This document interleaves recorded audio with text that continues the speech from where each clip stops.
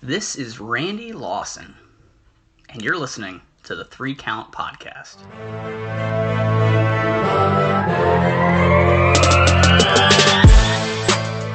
Ladies and gentlemen, boys and girls, my name is Chaz Evans, and you are listening to the 3 Count Podcast presents Now Entering the Ring. Let's go down the roster. Introducing first, he is my tag team partner. He is the second in command. He's the Red Dogs of Red Dogs. He is the owner of the Dog Pound himself. And the only reason we have him on the show is because, hey, we have to fill our white quota. Ladies and gentlemen, here comes the Red Dog, Cliff Miller. It's time for my catchphrase. That's it. That's my catchphrase. And introducing second, he is the 47. Oh, he's not here. He's not here. So, we're gonna move on. And introducing next, last but certainly not least, he is my little brother, and that is the only reason why he's on this show. He doesn't watch any wrestling. He only watches YouTube videos like Ali Davis. So, ladies and gentlemen, you may know him as the Napster. Some of you know him as Joshua or Josh or Yeshua.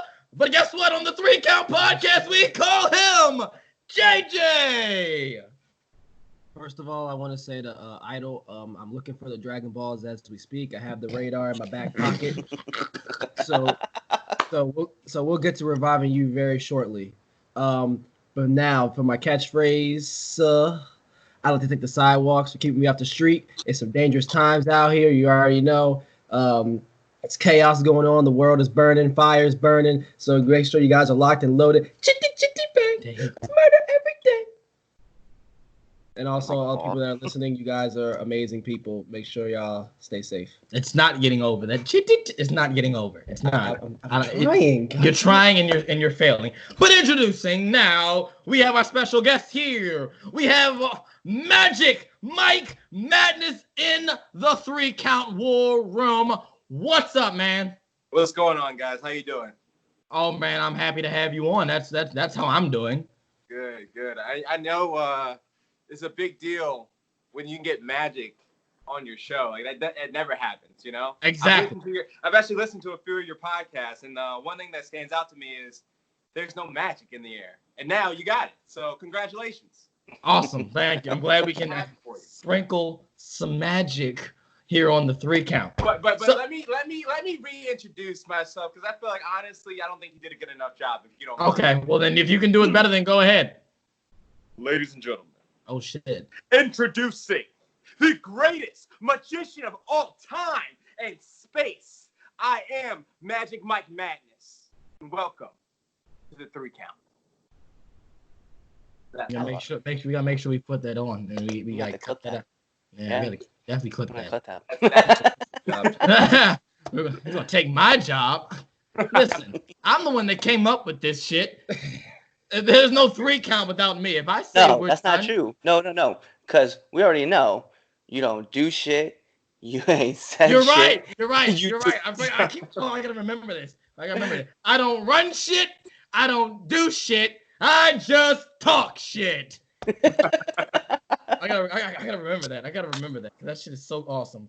All right, man. So this is what we got. We all got 3 questions for you. All right. I'll start. Cliff will go after me. Then Josh will finish off at the end, and then we have the famous 10 count questions. First thing to come to your mind, and then that's a wrap. Sounds good to me. I'll start us off, and I ask everyone this when they come on the 3 Count because I think it's awesome how everyone's story is different. So, my first question is, how did you get into wrestling? Oh man. So as a young kid, I was always a fan of wrestling. Like I remember my first match I watched. I was a super young kid, and it's actually funny I'm sharing this. It was a bra and panties match. I was like, oh shit. Corey Wilson versus Sable or somebody. And I was like, oh shit. Closed my room. I watched it. Then that same night, I believe, it was Brock Lesnar versus Big Show. And it was when Brock Lesnar suplexed him off the top of the rope, broke the ring. You remember that? Yes. So that is what caught me on to wrestling. Then becoming a wrestler, it was funny. A friend of mine actually is a pastor. He was like, "Hey, Mike, we got a ring in our backyard. You should come. I know you love wrestling. We just want to put on little backyard shows or whatever." And I was like, "All right, cool, bet. I'm down." So I got over there. I did it. I took my first power bomb. I hurt so bad for about 2 weeks, and man, there was something about it though that I just like. I got hooked, and I was like, I want more. So then I started finding. Well, actually, man, what's it go under? Oh my goodness, it's gonna kill me. But I met up with you guys, in the other backyard scene, and I started realizing, I was like, man, this is what I love. I love actually running the ropes. I love taking slams. I love slamming people and stuff like that. I love super kicking people. I love basically reacting and acting with the crowd. And then one day, out of nowhere, I was praying. I was like, God, I really want to do this professionally. I want to really make this a thing. Kid you not, about maybe a week later, out of nowhere, none other than James Ellsworth shows up at my job. And I'm like, what the freak? This dude is like in the WWE right now. He's working with Carmella. He's working with this and that and the third. And I'm just like, man, what are the odds? I just prayed about this. Let me go talk to this guy. So I start talking to him. He's telling me, hey, yeah, I have a friend, Chicken. He trains not too far from here. You should come train with him. I was like, cool, bet. So I'm gonna kind of keep the story short here because it can go on and on. But long story short, started training with Sicken, became like family. Boom, it's a wrap. Became a pro wrestler, or the greatest magician that is a pro wrestler that ever existed. You're welcome. Awesome. That's awesome. Awesome. And now, ladies and gentlemen, I got cheap plug this since you name dropped. If you want to listen to the 3 Count Podcast, presents Now Enter the Ring with Sicken and the No Chin Wonder, James Ellsworth, go pause this episode right now. Go into your library, go back and listen to both of those episodes, and then come back to listen to this one. If you haven't done that already. But if you haven't done that already, then I think you're a stupid idiot and you just don't need to be listening to us in the first place. But I digress. Anyway, that's awesome. So I guess my next question would be, who has been one of your inspirations? Oh man, it's hard. If you have more than one, go ahead. You can go ahead and name them all. How long does this last? Because I might need an hour or two.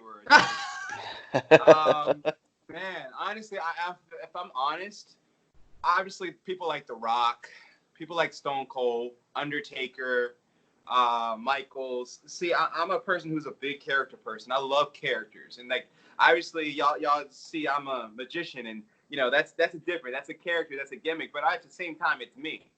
So people who are characters, but they're also themselves, and they play their role, and they're just being them really at the end of the day. I know, like, I'm gonna get a little thing for this, but people like Bray Wyatt, it's a huge inspiration. Even though, like, I just started doing the actual wrestling thing, like watching this guy. He's a big guy, but yet he's able to move and he's able to entertain and you're connecting with him, whether you're freaked out by him or you think he's amazing. People like that is people who I look up to. Even Booker T, like, this man is a black man who's probably gone through so much stuff in the wrestling world behind the scenes, things we probably aren't even witnessing or seeing or knowing what's going on with him in his life. But, people like that is an inspiration to me. Someone I look up to. Yeah.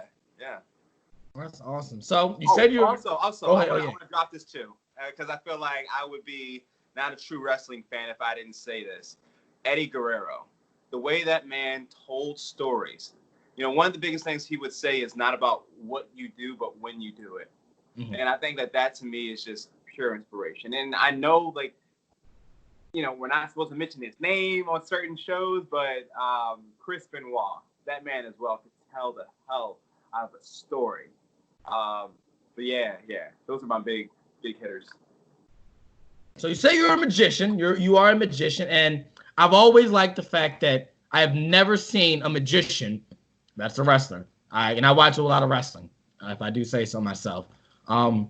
So that's different. And my question to you would be, since you are different, where do you see yourself in 5 years? Where do you see the magician, Magic Mike Madness, 5 years from now? I know that the big answer most people would expect to say, oh, WWE or, a company like that. Truth be told, being that you can't really control magic, and then WWE is a place they like to really control. They have a lot of control over their wrestlers and performers, and which is, not a problem, because they like, once you go through WWE, usually you're like better in WWE, or you're better even after you leave because you've learned something. They have people who have so much talent and knowledge in the business, and that's one thing I love. But I don't know. I think maybe in 5 years, I could see myself maybe somewhere like AEW, honestly. The thing is, I remember when I first got started in this business, my goal was, I want to go to WWE. I want to go to these big companies, and I want to make my wrestling career go as long as I can and be the greatest wrestler in the world. And then after a while, I started realizing I'm an entertainer. And I'm not, and you never will hear me claim I'm the greatest professional wrestler in the world. But you hear me say I'm the greatest magician and entertainer in the world, in time and space, because that's something that I'm really good at. You have to know your strengths. I can get better at the wrestling part, don't get me wrong. But my thing is, I want to be at a place where I can have control as well, be able to create. That makes sense, because I feel like with the magic thing, it's so much creativity that's going on behind the scenes, that things that you guys don't even get to see. You guys get to train with me and wrestle with me sometimes, especially you, Cliff. Like, you and I, like, we've had talks back and forth about certain things, and but there's so much behind the scenes stuff with the magic alone that it's like, man, I need a place that I can just jot down my ideas and say, all right, I want to use this or I don't want to use it, type of thing. So I don't know if that answered the question, but I'll just keep it short. AEW, unless Vince or Triple H is willing to work with me with the magic, then yeah. Well, I mean, NXT is like very flexible with their stuff. I mean, I don't know about Raw and SmackDown, but at least Hunter understands and gets like different personas and how to make them into like Right. where they want to be. So yeah. And you know what? Matter of fact, I just want to shoot this out. Hunter is freaking amazing. Like, I've seen the things he's done with the business, with NXT, and this is not me shooting on SmackDown or Raw, but half the time, NXT is like the best thing out there that I've been watching. Like, I'm more hooked on to a lot of the characters and the wrestlers on NXT than I am with some of these other shows that are on. Like, yeah, so. So you talked about like you're a great entertainer, but what I want to know is like, what's the hardest part about being a pro wrestler? Oh my goodness. How real am I allowed to be on here? As real as you want to be. Right. So, man, I think, especially when you're first getting started in the business, there's a lot of things that people don't tell you. They tell you have to pay your dues, but knowing what all that really means, being that it's a lot more than you could think. It's expensive. That's one thing. So get ready to fork out some money. It's definitely time consuming. It is a lot of wear and tear on your body. You start getting used to some of it after a while, but after a certain limit, there's not that much wear and tear your body can ever get used to. I would say the hardest thing about wrestling is not just sacrificing your money, but sacrificing your time and, things you want to do. Like, there's a lot of times where I want to go hang out with my friends, or I want to go be with this person or that person, or I want to go do this or that, or even, even though I'm in the indies, there's times where I've missed things with my family. But that's just because I want to get out there and wrestle, or I got to come and train, or I got to do this or that and the third. So there is definitely a lot of sacrifice, and I think that's the hardest part that I would say. That's and I know like you've been at different shows. I've come and seen you at a couple different shows. So and the one thing I do like have to say like you have fans like eating out of the palm of your hands like all the time. So I think my big question for you though is what's been your favorite fan interaction? Oh my goodness. So it's funny you say that because it was actually at a show that I wasn't per se wrestling at, but I was just there to kind of help promote a show that I was a part of. And for some reason, the fan's mother actually came up to me and she was like, "Hey, can I get your number?" And I was like, "All right, girl, let's go." No, I'm messing up. I'm totally kidding. But no, like his mother came up to me and was telling me, "Hey, my son is autistic and he's having a really tough time. What should I do?" And I'm sitting here like, is this like a thing that magicians should know or wrestlers should know what to do at all times? Like, I didn't get this in my training, but luckily because I did have the magic and I was like, "Hey, do you think he would like to see a magic trick? Maybe get his mind off of whatever's going on is keeping him stressed out." And then getting the opportunity to go up to the kid and just talk to him and just show him some magic and basically seeing this kid's face go from doom and gloom to just brighting up. Just like to me, those are the moments that I joined this business. I'm like, if I can make this kid's moment or his day better just by interacting with him and talking to him as a professional wrestler, as an entertainer, like to me, that means more than getting a payday. You know, like that means more to me than anything. So that's probably one of my favorite moments that sticks out to me. That's awesome, man. That's awesome. I do value people who take the time to work with people who have special needs. You know, I have a cousin myself who he has Down syndrome, and he's like one of my favorite people in the entire world, man. So it was always fun to see people use their platform to like put out a message of positivity. So definitely, man. What's been your favorite place to wrestle? Good I don't say question. what. Where has been your favorite place to wrestle? I should say. Are we talking location or are we talking like companies so far? Let's, you know what? Do both. Okay.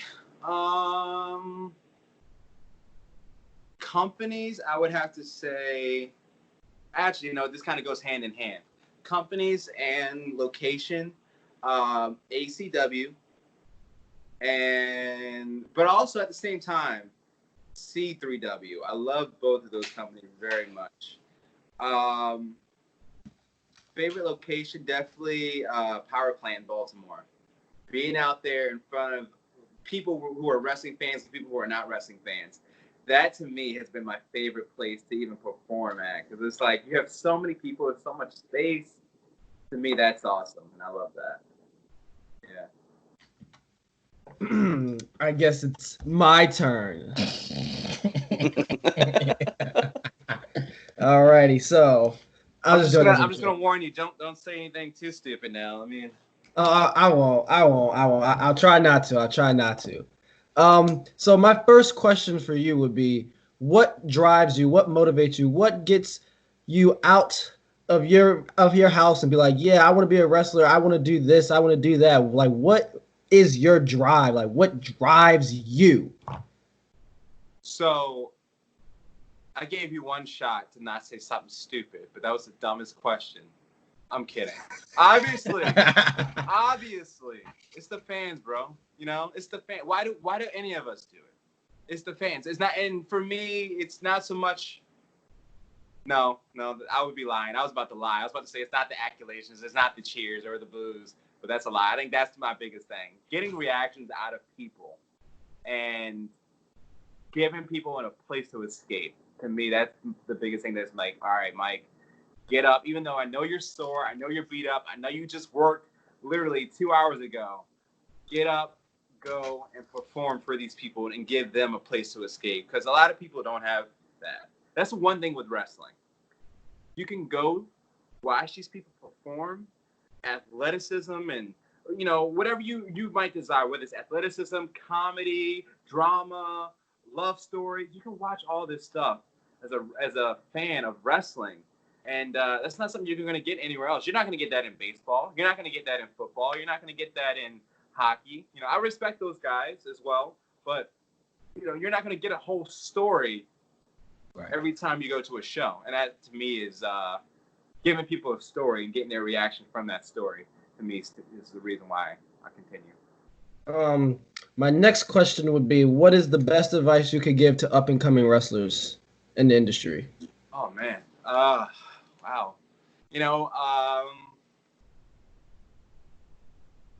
Honestly, I feel like I'm so unfit to answer that because I'm still kind of pretty green, as they say.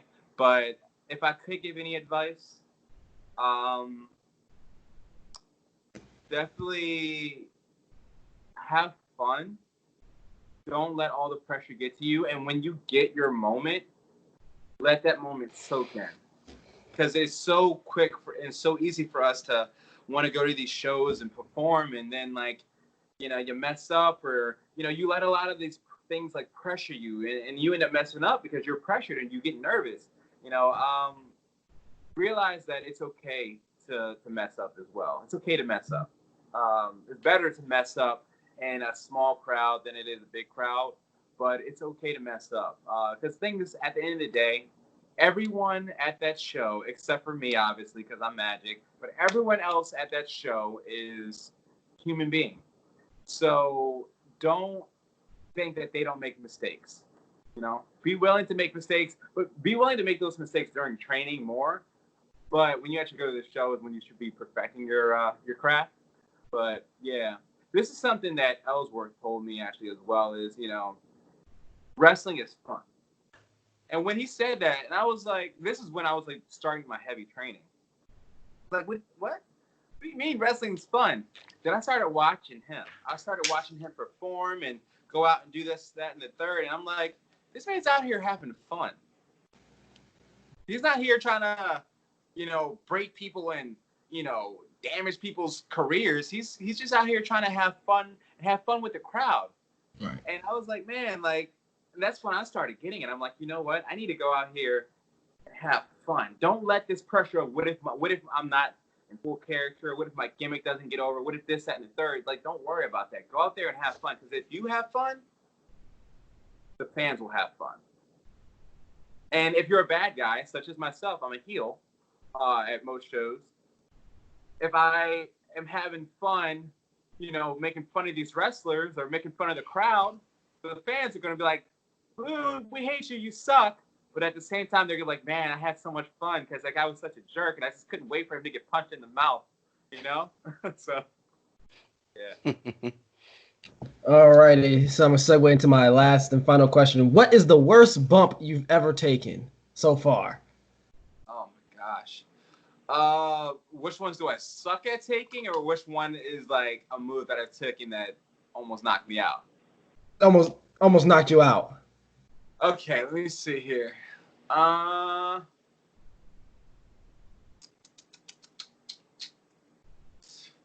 gotta really think about this. Honestly, I can't even think of one. Because so far, everyone I've worked with is pretty safe. There has been a time where, like, during training, like, I've like trained with some people and like we worked on certain things. But it's also because I didn't know. Oh, okay, no, I know.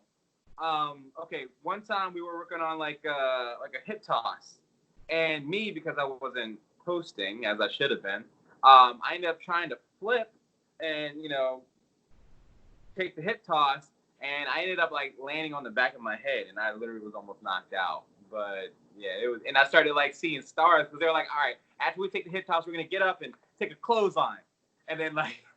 I kid you not. I remember I was going to go get up to take the clothesline, and I just fell out the other way. And I basically took a face bump at that point because I was almost out. Damn. Yeah. Training is important, children. Okay? So if you're listening, training is important. Go to training. I need to go back to training more often myself, but sometimes life does get in the way, and I understand that. But training is so important because we can go out there and want to do all these moves, but if you don't know how to do it correctly, you don't know how to keep someone else safe, you should not be in the ring at all. Facts. So, with that being said, it is now time for the 10 count questions. Dun-dun-dun-dun-dun. Bananas. Let's go. So, 10 count questions. Simple as this. I got 10 questions for you. First thought that comes to your mind. Ready? Sounds good. All right, here we go. And let's put the imaginary timer on. Ding. You heard that, right? Heard that? I heard it. All right, imaginary timer. Cool. All right, here we go. Ready. And favorite color? Juice.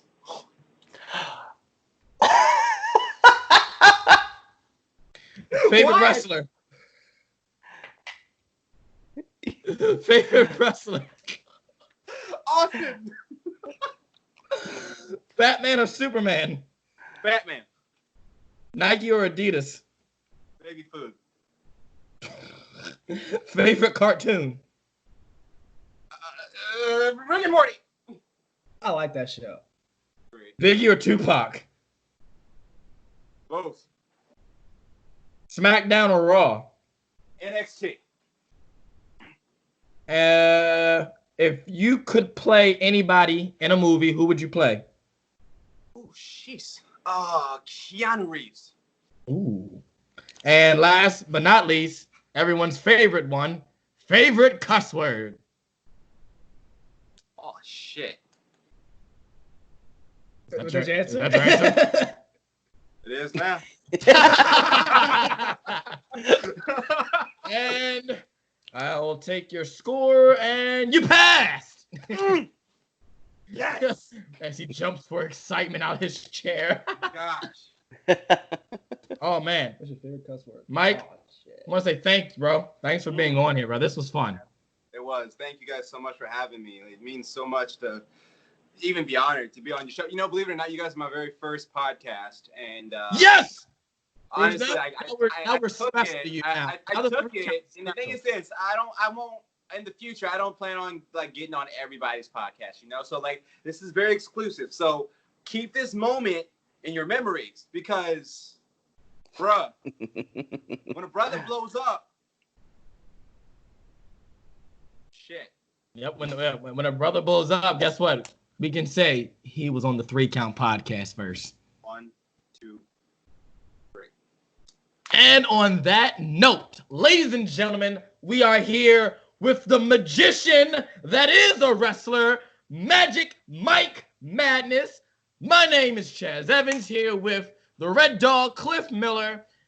Missing in action is the Idol Master, Chris Idol, who is fighting the good fight of coronavirus. God speaks. And with the Napster, JJ. I found the 4-star ball. Oh, shit, I wasn't ready for that. That threw me off. How did you take that from Goku? Oh shit, that was funny. Oh man, I'm not cutting this out either. Ladies and gentlemen, this has been the 3 Count Podcast present Now Into the Ring. Be there next time when we have another episode. So be there or be somewhere else. And on that note, I got to disappear because the lady just showed up, and I got to go do some magic. All right. Peace. Hey guys, if you like this video, make sure you subscribe to our channel to get the best content from the 3 Count. We're the best podcast out there. Don't let anyone tell you different. Make sure you follow us on Instagram at 3CountPod, as well as on Twitter at 3Count_pod.